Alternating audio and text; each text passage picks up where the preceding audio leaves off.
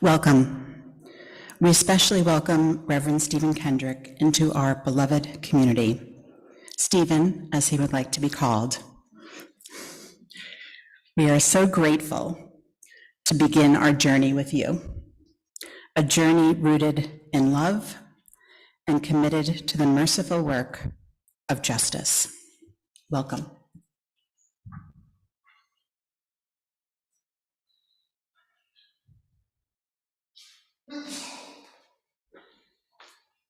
Good morning.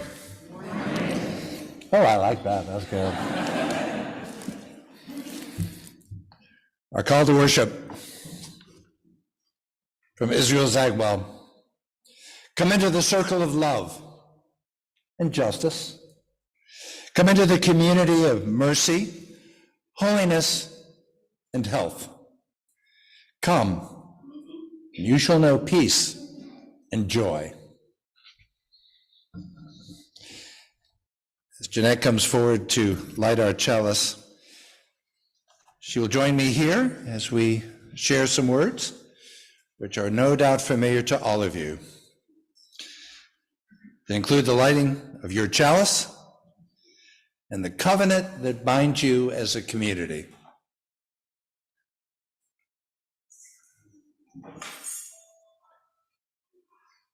At times, said Albert Schweitzer, Our own light goes out and is rekindled by a spark from another person. Each of us has cause to think with deep gratitude of those who have lighted the flame within us.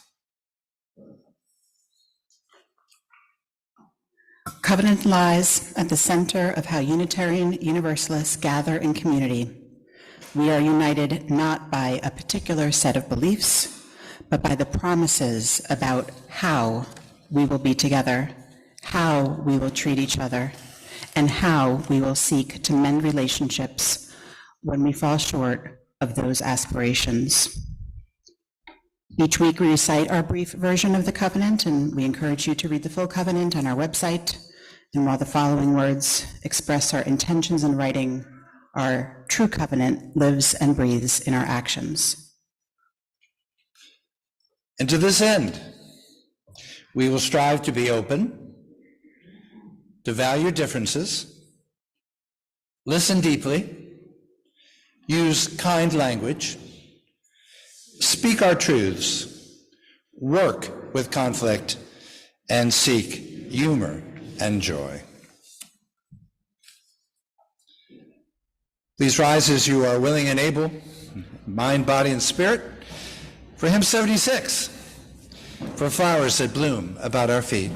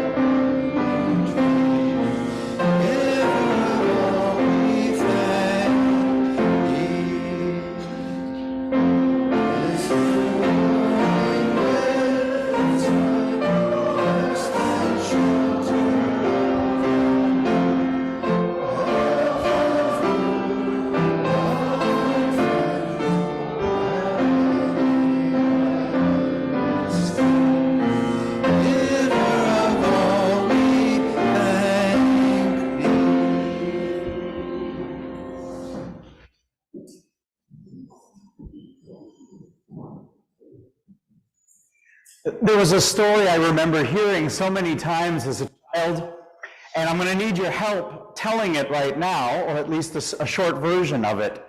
The story is called something like "That's Good, That's Bad." And the story is told by a narrator who's talking to a friend and telling about a recent experience that they had. So the narrator says, "The other day I came across a large amount of money," and the friend says, "That's good." And then the narrator says, "But as soon as I had this money and word spread about it, people came and started asking me for it, and then some people came and robbed some of it for me, and then, of course, I had to pay my taxes on it." And so the friend said, "Oh, that's bad. But with the money that was left to me, I was able to take my dream vacation." The problem is, when I was up in the air, the plane caught on fire. But there were enough parachutes there for everybody, so we all got out of the plane. Of course, the parachutes were full of holes. But I looked down, and I was falling right towards a nice, soft haystack. There was a pitchfork sticking out of the haystack. I missed the pitchfork, I also missed the haystack. But it turned out I was falling towards a nice, clear, crystal lake. A lake that was filled with crocodiles.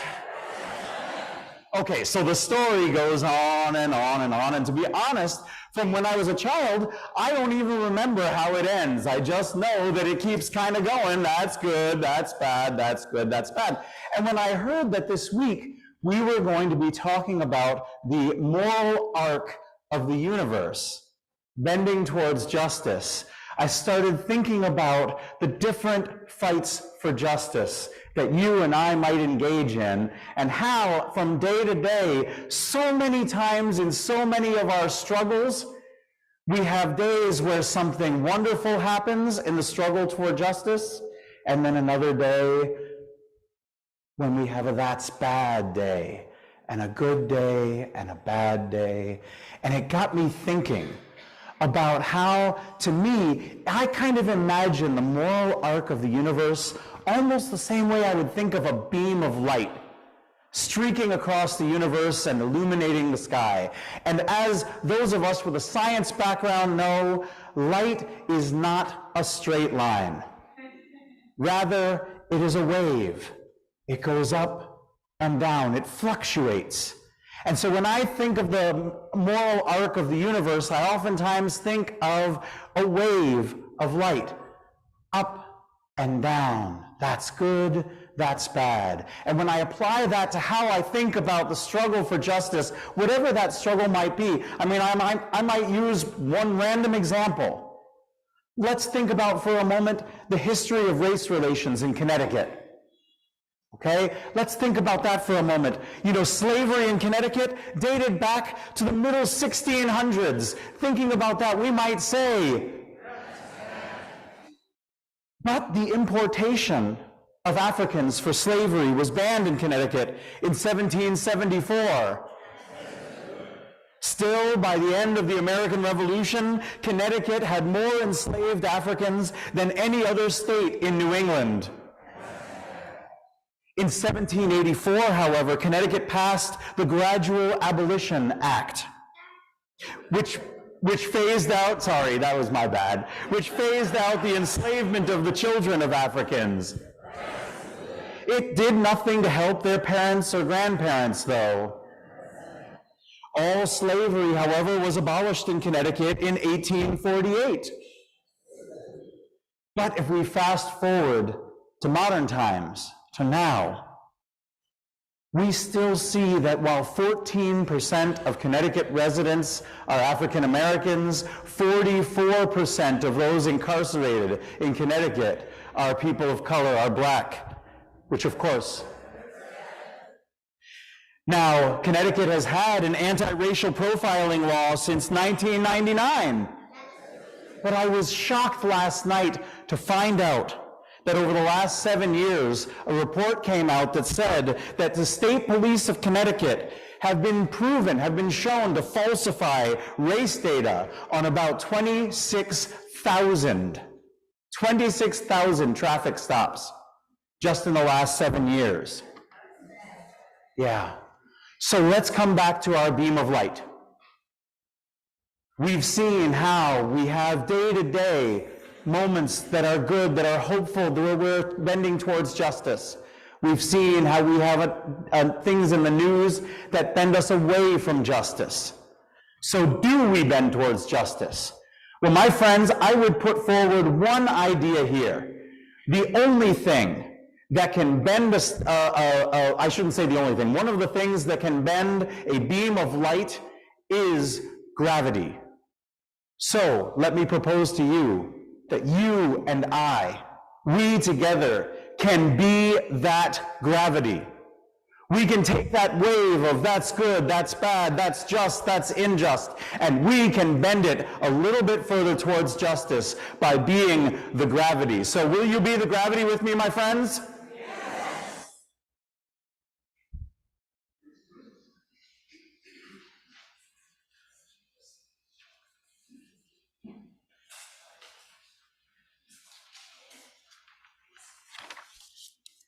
Yes. This morning, there are no joys and sorrows to share. However, we have 4 announcements. Jesse Greist is still seeking 3 RE teachers, and who wouldn't want to work with him after that? So please see him for further information. Please consider taking a pack of postcards in the social hall to mail them to Virginia because they have a general election coming up.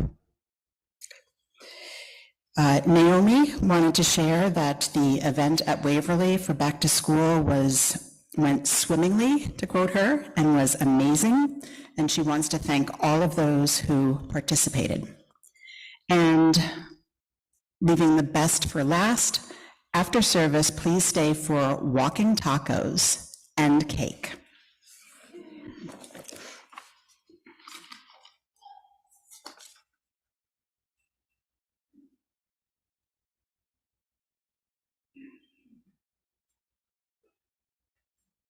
Before I lead us in meditation, I just want to say a few words responding to the very kind welcome I've received this morning and in the last several weeks. I was living in Farmington, having a really great retirement. That's good.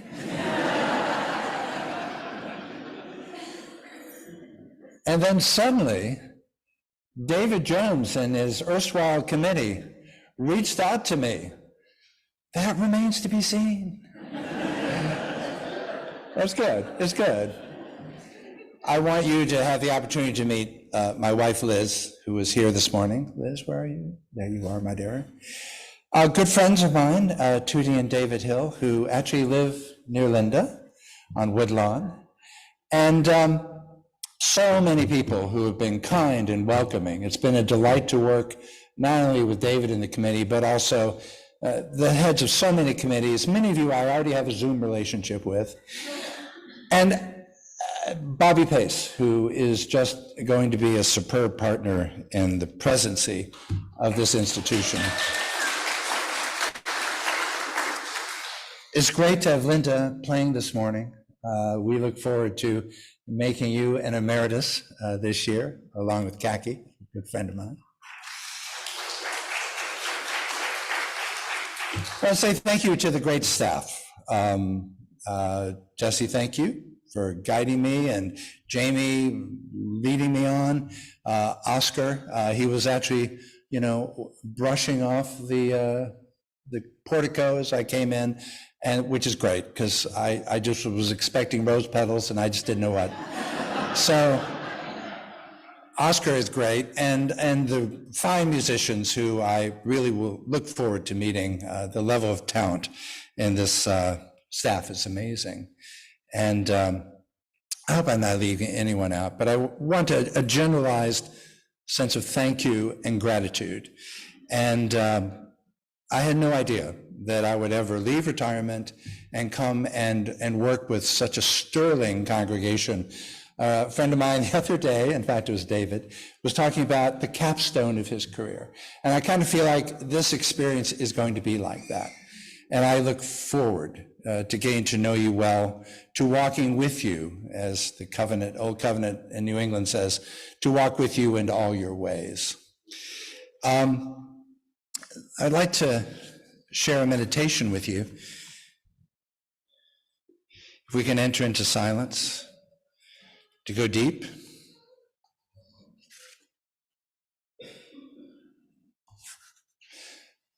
W.E.B. Du Bois said, "Help us to remember our kindred beyond the sea, to all those who bend in bonds of our own blood and of humankind, of the lowly and the wretched, but we are one world and one great human problem. And what we do here goes to solve not only our own troubles, but the difficulties and desires of millions unborn and unknown." So this morning, we think of our neighbors in Mexico and California who face unfathomed flooding, devastation, of our fellow citizens in Maui and all through Hawaii, trying to pick up their lives out of unfathomable devastation. War-torn Ukraine, and all those spots around the world, centers of conflict where we are not yet able to understand the purity of peace. And those among us today, in our midst, and those beyond, who suffer in mind, body, and spirit, may they be touched by simple healing and compassion. For the gift of life, for the gift of mercy, we extend our heart in gratitude. And together we say amen.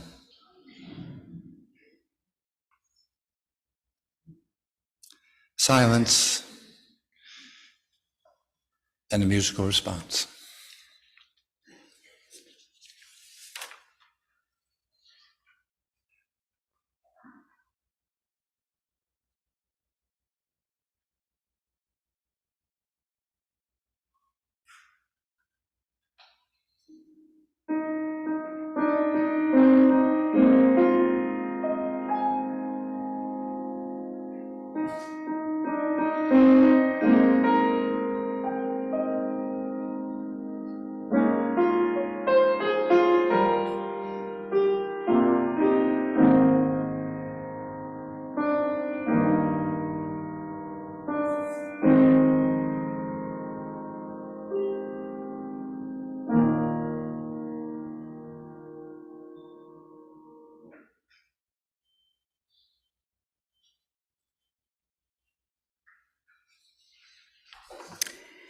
Every week, we lift up the spiritual value of generosity by taking an offering for the ministries of this congregation. While Linda plays, if you have not already, go to the USNH website and make a donation, or you may mail that donation to USNH 700 Hartford Turnpike, Hampton, Connecticut, 06517, or on your way out of the sanctuary after the service. Your offering is greatly appreciated.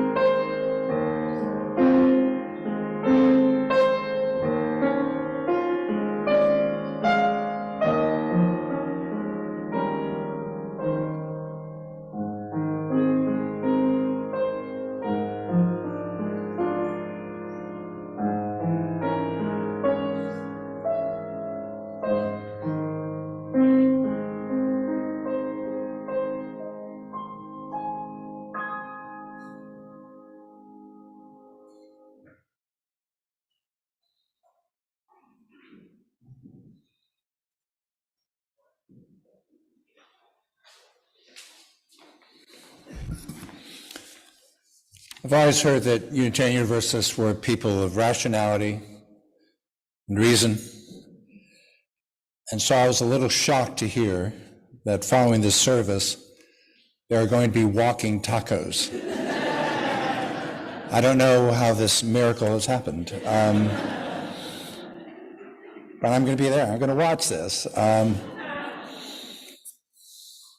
It's late summer. I mean, I'm amazed that so many people are here this morning. And we're here to savor it, to experience it, because we know that the deluge of responsibilities are coming our way, and all those lovely little empty spaces in our calendar are rapidly filling. So I'd like to share with you two lovely poems that evoke this time, and I hope it will bring it home to you. First is by Denise Levertov. There's a reason that people still read the Psalms 3,000 years on. It's because it's about as raw and as static as the human heart can go. But people are still writing Psalms. And Denise Levertov's poem, O Taste and See, is one of them. She is in our hymnal, but just discover her if you've not read her. She's an amazing poet, an important poet. This is a poem she wrote in 1964. O taste and see. The world is not with us enough. O taste and see, the subway Bible poster said, meaning the Lord, meaning if anything all that lives to the imagination's tongue, grief, mercy, language, tangerine, weather, to breathe, bite, savor, chew, swallow, transform into our flesh, our deaths. But crossing the street, plum, quince, living in the orchard and being hungry and plucking the fruit. And like unto it, the poem Blossoms by Lee Young Lee. From blossoms comes this brown paper bag of peaches we brought from the boy at the bend in the road where we turned towards the sign painted peaches. And from laden boughs, from hands, from sweet fellowship in the bends, comes nectar at the roadside, succulent peaches that we devour, dusty, skin and all. It comes the familiar dust of summer. It is the dust we eat. Oh, to take what we love inside, to carry within us an orchard, to eat not only the skin, but the shade, not only the sugar, but the days, to hold the fruit in our hands, adore it, and then bite into the jubilance of peach. These are the days we live, as if death were nowhere in the background, from joy to joy to joy, from wing to wing, from blossom to sweet, impossible blossom.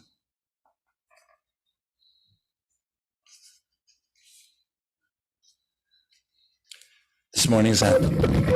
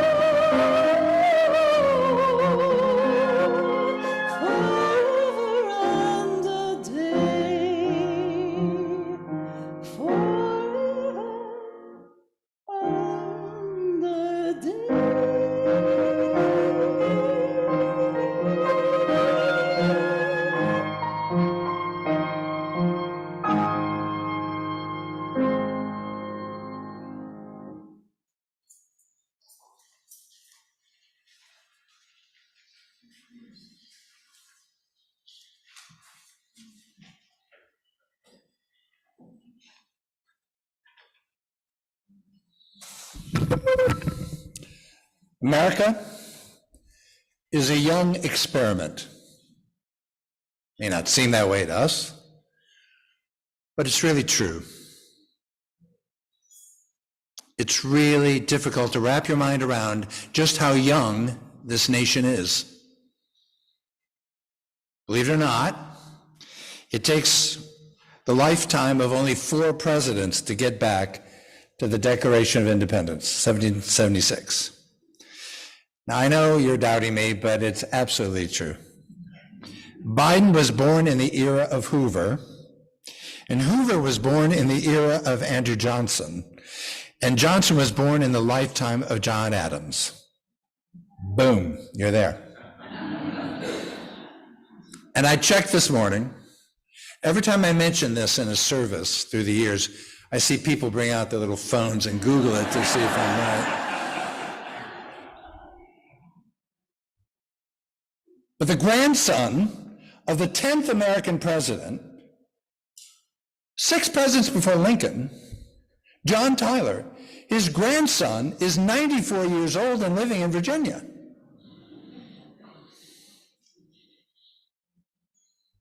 It's amazing. And so when you're just a young country like us, we can make mistakes. Sometimes we don't know our path. Sometimes it's hard to even recognize our own truths. And certain words that instill not only a civic life, but a spiritual dimension to who we are and who we can be.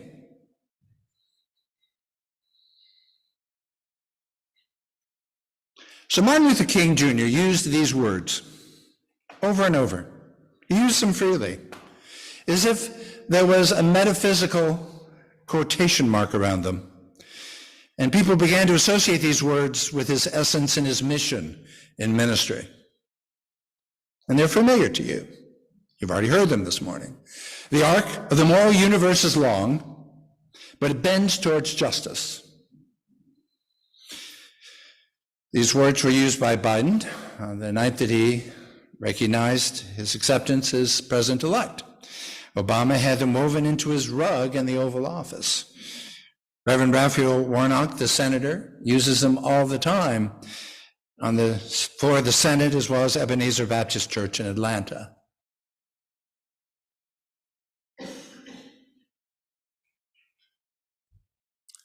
But there's an aspect of these words which you may not know.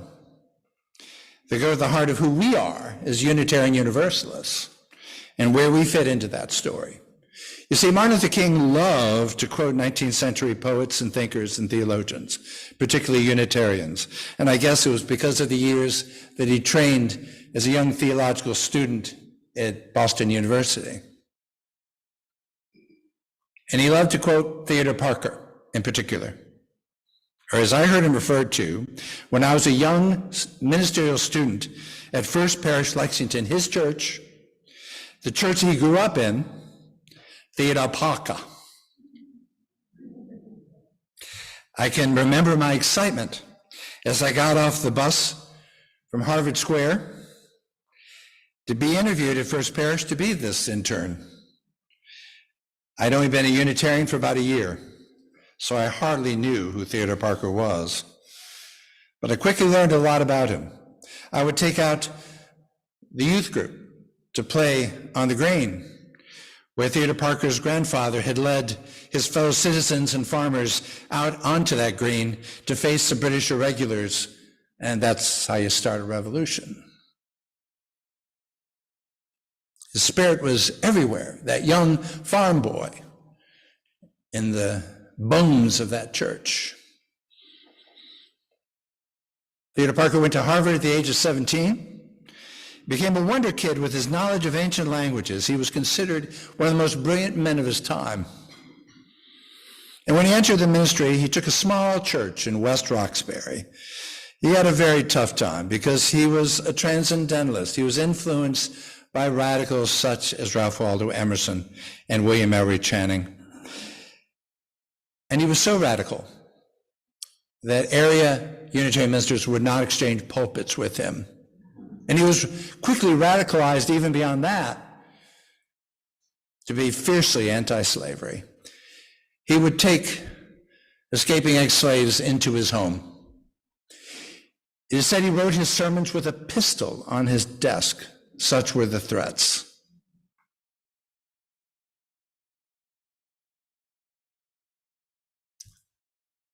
And he published his sermons. And there was a young lawyer in Springfield, Illinois, named William Herndon. He was the junior partner to a fellow named Abraham Lincoln. And Herndon loved Parker and ordered his sermons, and they sat on the table inside the law office of Lincoln and Herndon. How do we know this? Because in the Gettysburg Address, another one of these sets of words that help define who we are both civically and spiritually, Lincoln talked about a new birth of freedom, and more importantly, he talked about a government of the people, by the people, for the people, that shall not perish from the earth. Now, Parker, in an 1853 sermon against slavery, had used this phrase, and Lincoln marked it with a pencil. These are Parker's words. Democracy is direct self-government over all the people, for all the people, by all the people.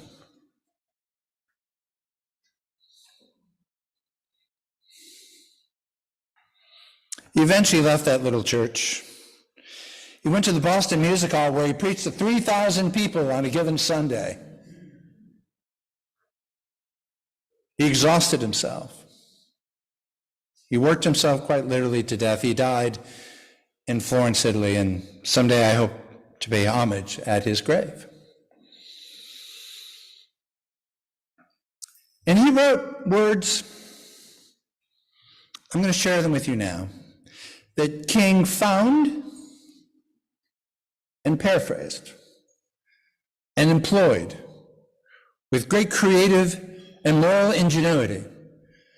But it's important for us today, this morning, as folks who follow the free faith, to hear what Parker originally wrote, what he said, because I think so much of the spirit of who we are is in those words.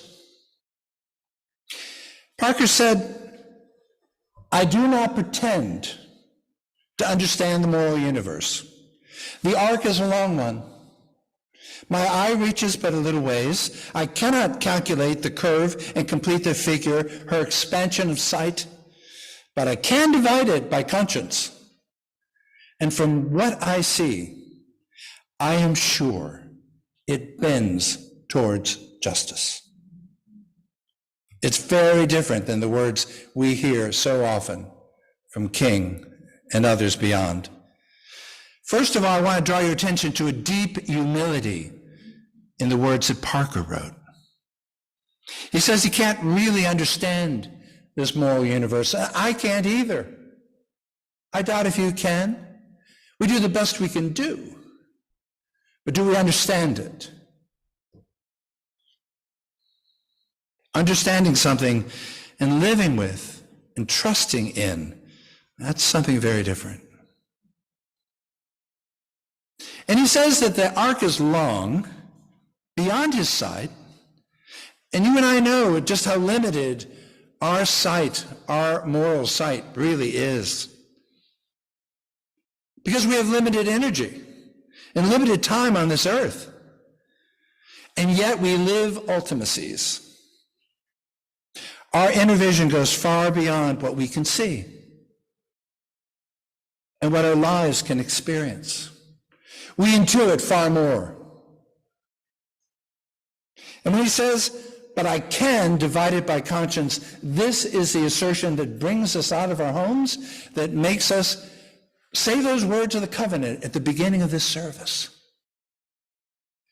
And to support and sustain this free religious message in this community. But I can divide it by conscience. There's something in the soul that experiences things that we do not know or fully understand. And then he says those haunting words, and from what I see, I am sure it bends towards justice. Parker's meaning to me is precious, because it's a little less clear in asserting than in King's words, though I believe no less powerful. And when we delve deep into what he tried to say, we realize this is no easy mantra, or a slogan, or a panacea, or a palliative to wounded spirits. And most certainly it is not a mirage. And King also used it in a different way, one that is more boldly assertive. That no matter how powerful hate is, no matter how powerful this hate may appear to us, there is something more powerful. There is. King first used these words in 1958, long before his blinding fame and martyrdom. He used these words in his very last sermon at Washington Cathedral the weekend before his assassination in Memphis. So from beginning to end of his ministry and mission, these words were at the heart of what he was trying to say to us. And he employed Parker's ideas to fit a much more ambitious and audacious task that still remains ours. He employed Parker's words to uphold those weary of asking for what was already rightfully theirs. He said, my people shouldn't have to ask. It is ours. It is simply time to live this reality. And how exhausting it was, and how outrageous.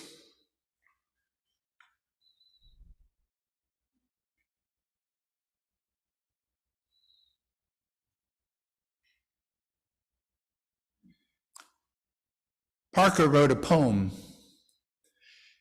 King employed a hammer blow. But they are both bold, and both are important, and they're still on our agenda. We haven't outlived them, far from it. Neither King nor Parker's words are applause lines. They are forcing us to ask questions of ourselves. They are forcing us to ask, is this true? Is the moral arc of the universe long? And does it bend towards justice? How do we rely on that? How do we trust in it? Is it predestined? Is it bent by some vast, overwhelming force? What do you think? What do you think? Don't just listen to me. What do you think? And what are you willing to put on the line for what you think?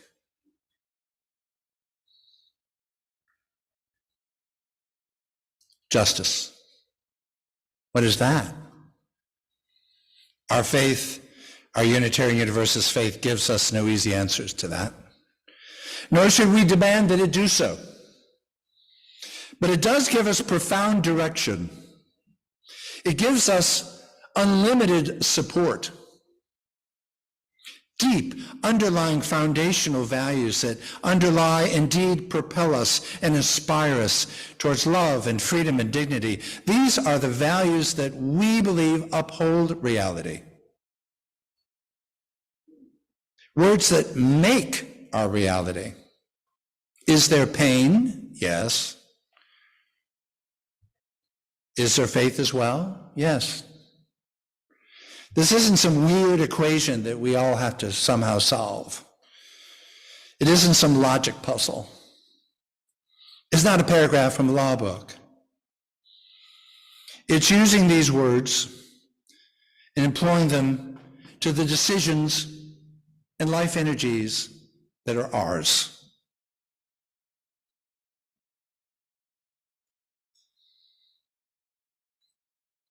Now you might say, I'm not sure that the universe bends towards moral justice because I've seen this ugliness. There's an old Roman saying, homo homilius lupus est, which is translated as man is wolf to man. Yeah. Thedocles, the Greek historian, said, the strong do as they want and the weak suffer as they must. So yes, there's another philosophy right in front of our eyes. Children in Florida today have a new curriculum that teaches them just really how wonderful slavery was in terms of job skills.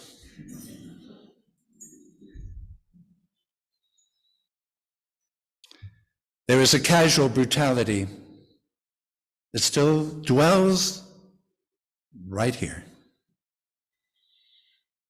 So, as Jesse said, maybe as gravity bends towards light, I believe that our will can bend the moral arc. Maybe it's not predestined, maybe it's not fate or providence or the brooding creation of a creator God. Maybe it bends because of you and me. I think that's why I became a Unitarian Universalist long ago. My faith is not based on what I'm sure about. It is based on what I suspect I may have to do with my life and our shared life.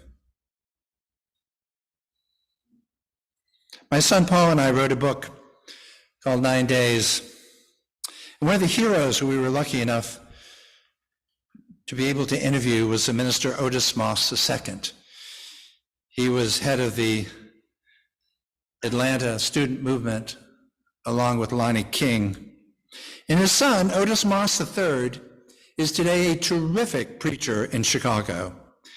And he says more than 50 years on from King, I talk about the moral arc of the universe in terms of social justice, but the truth is that we get weary. And the moral arc takes a long view of history and insists that the work we have done is not done in vain. Taking on the King legacy is about the challenge of the unfinished work. So this morning, yes, I tried to track and to trace that specific vision, those specific words, the talk of this moral arc of the universe that arcs into an imagined future for a very, very young nation. But it is an imagined future that is in some sense unfathomable.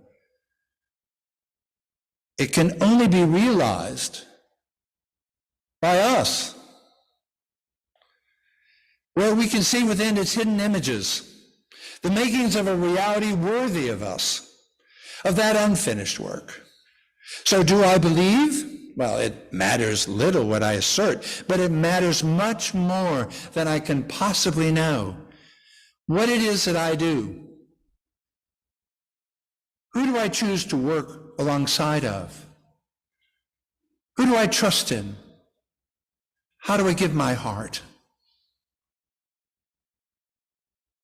Does the arc of the moral universe bend towards justice? Yes, it does. If we jump on it, we bring our full weight, and it will bend. Parker was right. From a limited sight, we can only trust that it does. From a limited angle of vision, it arcs to a better existence for all. But our sight is so limited that it sees only thus far.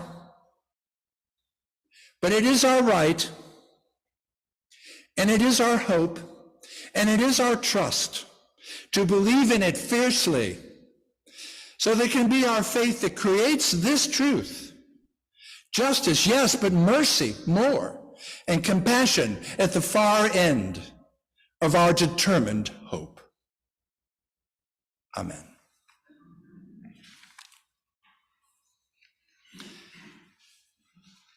Our hymn, 131. If we're going in that direction, 131, love will guide us.